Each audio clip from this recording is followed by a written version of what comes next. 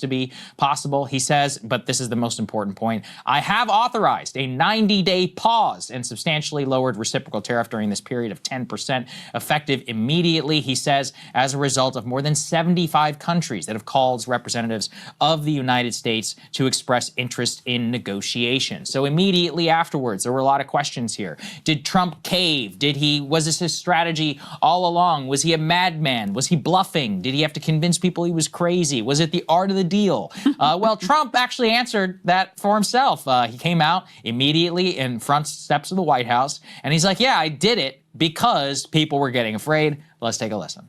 Why you decided to put a 90-day pause? Well, I thought that people were jumping a little bit out of line. They were getting yippy, you know? They were getting a little bit yippy, a little bit afraid, unlike these champions, because we have a big job to do. No other president would have done what I did. No other president. I know the presidents, they wouldn't have done it.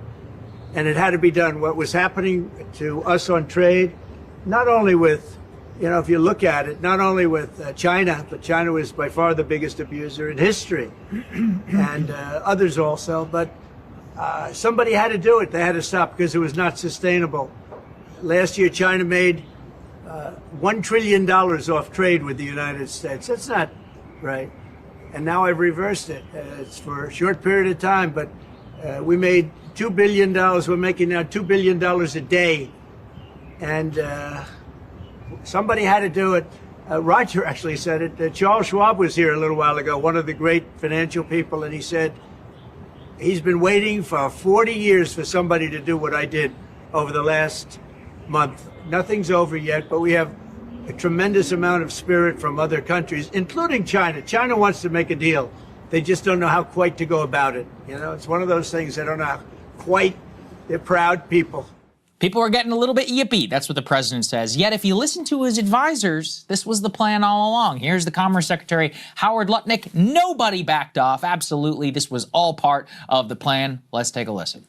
So, Mr. Secretary, tonight you can definitively say this was not a walk back. This was not something that the bond markets were cratering and you were worried about it. No. That this is part of your plan. There's a lot of folks saying there were just mixed messages that really left the markets jittery. Donald Trump is the best negotiator that there is. He understands how to do these things.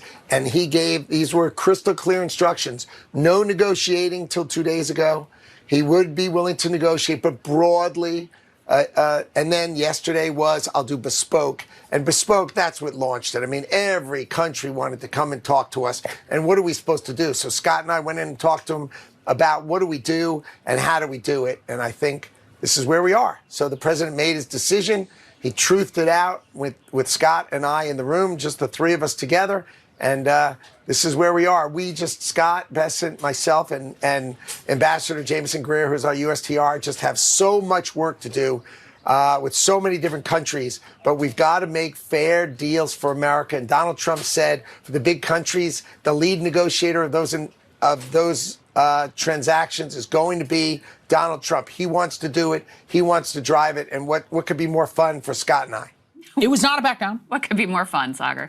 Markets are getting yippy. And so Trump says, we're doing it because people got afraid. Howard Lutnick, all part of the plan. You idiots, never read Art of the Deal. Yeah, there's not a single scrap of evidence to support that. And in reality, all of the talk from behind the scenes was not only that he was not going to negotiate, he didn't care about the markets, and then he comes out and he just says it. He actually undermines all of his big defenders that are in the media. So before we get to the bond market thing, you have anything you want to say? Well, a couple of just pieces of reporting to add to the context. There are apparently two big things. So first of all, I don't know if you guys saw this floating around, this interview that Jamie Dimon did with Maria Bartiromo. Yep. Reporting is that Trump watched that, where he said, I think that we are going to be in a recession because of these moves. Many other people had already said this, and it was like increasingly glaringly obvious. And by the way, odds are still pretty decent that we're going to end up in a recession. We'll put that aside and talk to Joe Weisenthal a little bit more about that. But apparently that, for whatever reason, had an impact on him. And then the real thing was the bond markets. And typically, when you have the stock market fall, you have a lot of people fleeing and buying up Treasury bonds because it's a flight to safety. That's what they call it. The very opposite thing was happening here. That freaked everybody out because it's an indication that, first of all, things are so bad, everyone's just having to liquidate everything to make margin calls or keep their head above water. It's an indication of that. It's also an indication, guess what, guys? Maybe the U.S. isn't going to be the safe harbor anymore. So when you have those factors, and then also think about Trump as a real estate guy who is known to use astronomical levels of debt, well, guess what? Your bank loans, the interest rate that you get on that is going to be related to the Treasury rate. So he had a very, long time, deep understanding of how bad this would be for, real estate developers or other businesses that want to borrow money from the bank. Not to mention, one of the 8D chess theories of what was going on here is they're crashing the economy in order to get the interest rates down. The exact opposite thing is happening. So if you're going to have to roll this debt that the U.S. has, there's this big, debt wall coming up, you're going to be paying an even higher price because of these moves that you're making. So in the end, he did join the panic hands and was like, holy shit, this could be worse.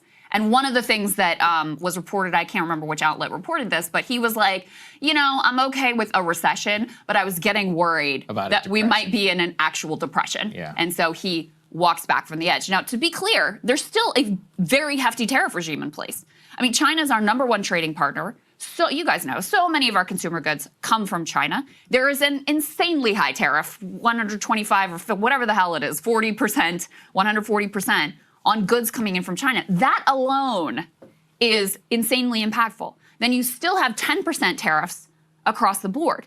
If this is what he had originally announced going out to the Rose Garden in that speech, there would have been a massive market reaction because it's actually worse than what was expected going into that speech.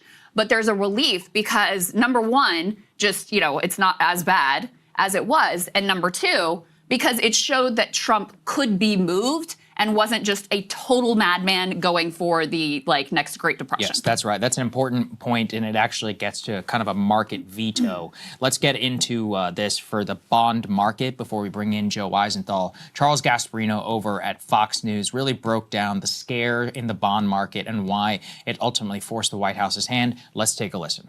I want to tell you right now that Donald Trump outsmarted the world. Trust me, I'm an American. I support my president.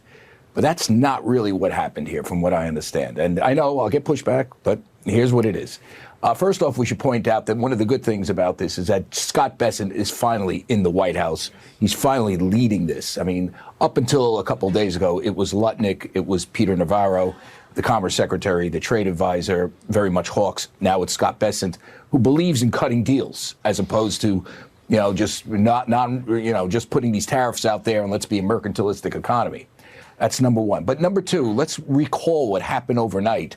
And from what I understand, and I'm getting this from people that are talking to the White House, what happened in the bond market overnight, the spike in yields on the 30-year and the 10-year bond, which showed that people were dumping our bonds. And who were those people dumping our bonds?